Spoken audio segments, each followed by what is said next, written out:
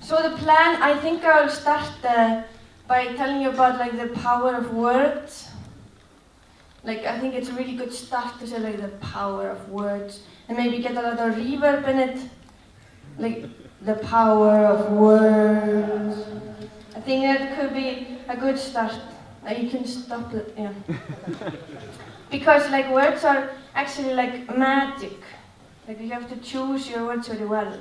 And like I'll be talking about something that like words form our reality and stuff, and our thoughts, which is true.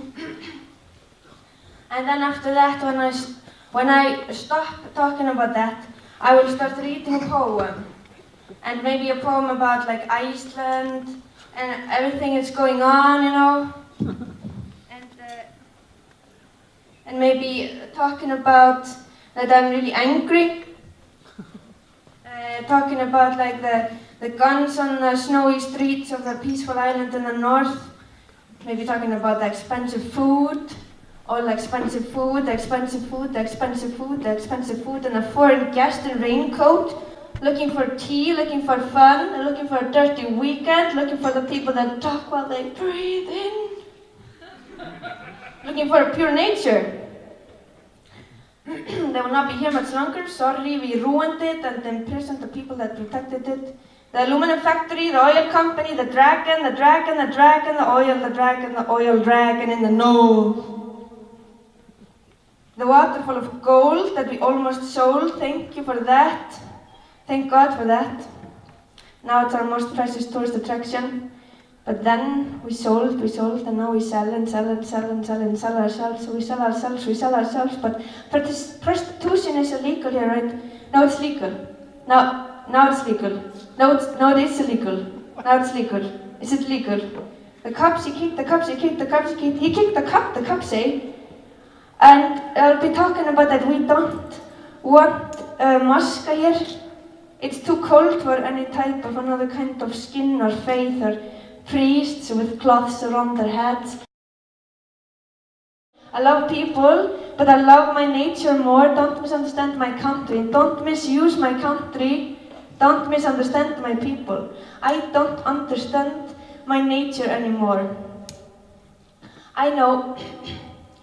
Let's drown our land in water. Let's let all ice melt so we can drown it more. And maybe after that, I'll stop, because I'll feel much better, like I've contributed something, you know. I put my poem out there. And then after that, I put my poem on Facebook, and I'll get a couple of likes, and I go out and I get myself a cup of coffee, and I sit there sipping it thinking, I really did something.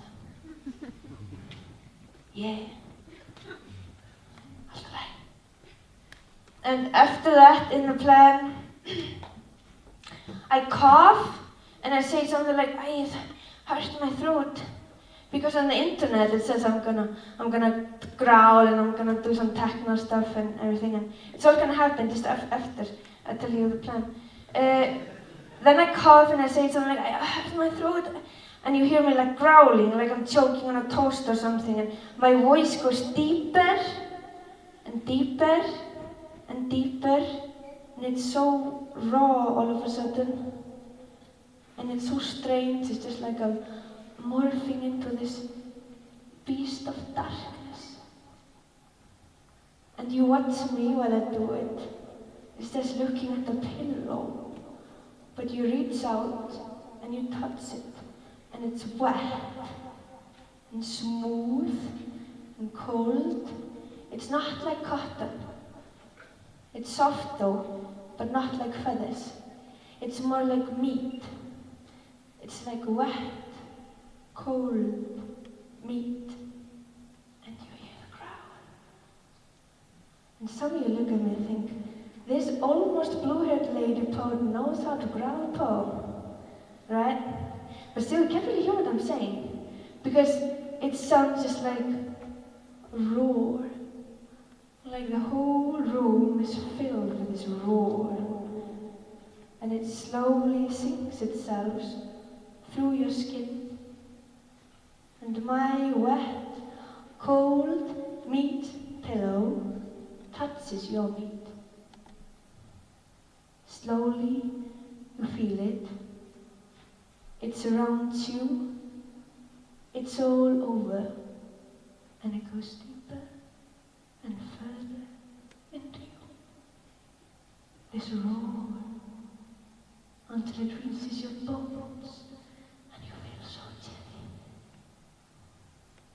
And he said, it's the waves of my roar making you vibrate. The long reverb, like vibrate. And that's the plan. And that is the roaring growl of my wordless poem. After this, there's the sound of silence, like a really fraught atmosphere of the present nothing, like with a reverb, like nothing.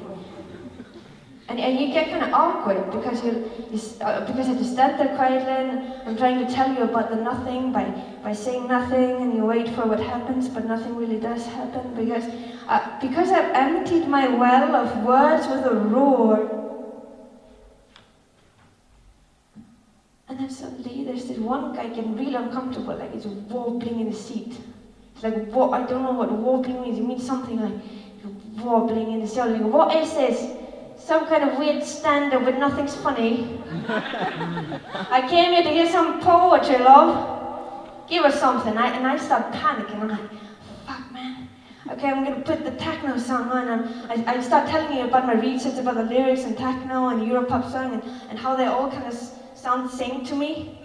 But I find this really interesting. Yeah. Like this kind of room, it's really interesting because it's like they're talking over the synths and the beats. It's more like, welcome to the doom, with the reverb. Let me hear the bass. Life's only once. Hands up, let's dance. And then naturally everybody dances. And often there's like this female voice singing like, you got the fire to make me high tonight. You got the love till the morning's right. And in the plan, when I let go of that word, the beats start coming in, you know? Like this gathering of electro drums knocking in your ear, just like hammering so heavy, so aggressive, and the tunes that follow, it's just like coming from a 3-foot high cell phone ringing in the room, and you think like, what the fuck is he gonna do? Is he gonna read over this shit? And this hammering and this beat cell phone tunes and this driving you crazy, and I'd read something like, welcome to the doom of the poem. This is the shit. Hands up if you hear my words! Let's dance! But then nobody dances because you're all sitting down.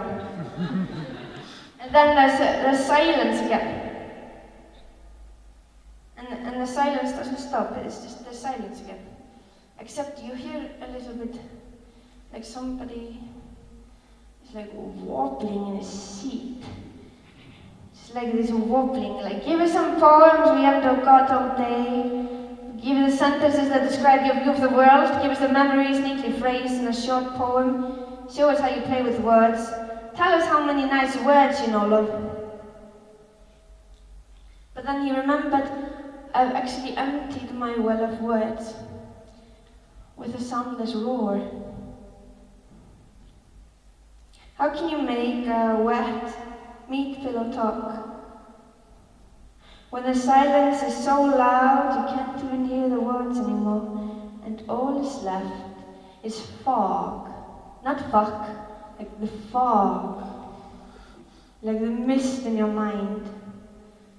And that actually is one of the things that love does to you. And now you know what I'm talking about. And there in my plan comes this really dramatic breathing in the mic, like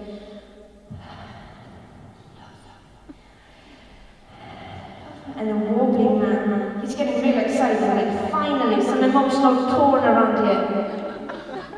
About time. And I start reading it. The poem about the love. And I start with the silence, and you hear me breathing. Just like I'm searching for the words in the wind of my mouth.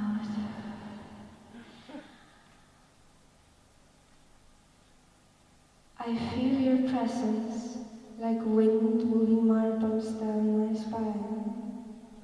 And your breath is my breath, like a dance between two. And I bring both my eyelids down, like a door that should be closed. For there's a gap between the two. A gap I tend to dwell in as long as I can, I will. I held a stone, a desert rose, the one that runs along the sand, and on these yellow hills I stand and wait for the wind that moves the marbles. And about this time the warbling man is taking off his pants. I'm real excited, it's disgusting. If your sky were blue, I'd have mine blue too. Never mind the long line that Jack draws. It's just a road between the two, an eyelid to an eyelid, a tooth to a tooth, from my lip to your lip. The contrail makes a thin string of saliva. Can you tell when I hum a song to you with no sound? Can you see my eyes blue, there's fire behind the two, and all along the jet drawing there are marbles, moving down the sky spine, rattling, making drums to my humming song with no sound. Now the lady to the left starts crying. The guy in the back row is puking in his hand, I think. And the warbling man is nowhere to be seen. He's probably in the toilet wanking off it. I am bowed with my head down, my chin lined with the ground, facing puddles of brown sitting mud at bottom of tiny lakes. Out I spit my gut in foam and saliva, leaking slowly down like a white line of long raindrops from the cloud that I am, filled with fog hovering over the round black sands of my pupils. The distance seems more real than what is close to me. There I keep dreams, and myself while I focus on forgetting what is and what was, and the fear of thinking what will be come of me. I think about riddles the mother of my mother told me, in a white closet kitchen with one window and a low dwarf-like bucketware stool. I only remember the riddle's answer, and it was sunlight going through a keyhole of a door.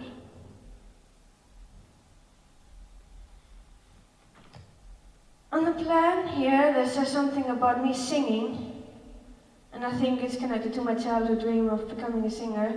And I get really nervous, and you feel it, and you get nervous too, really uncomfortable, and your hands are getting cold and sweaty, and your muscles are all stiff, and you stop breathing really fast, and you don't know, it's just like there's a famous person in the room, and everybody knows about this famous person, but everybody's trying to act real normal.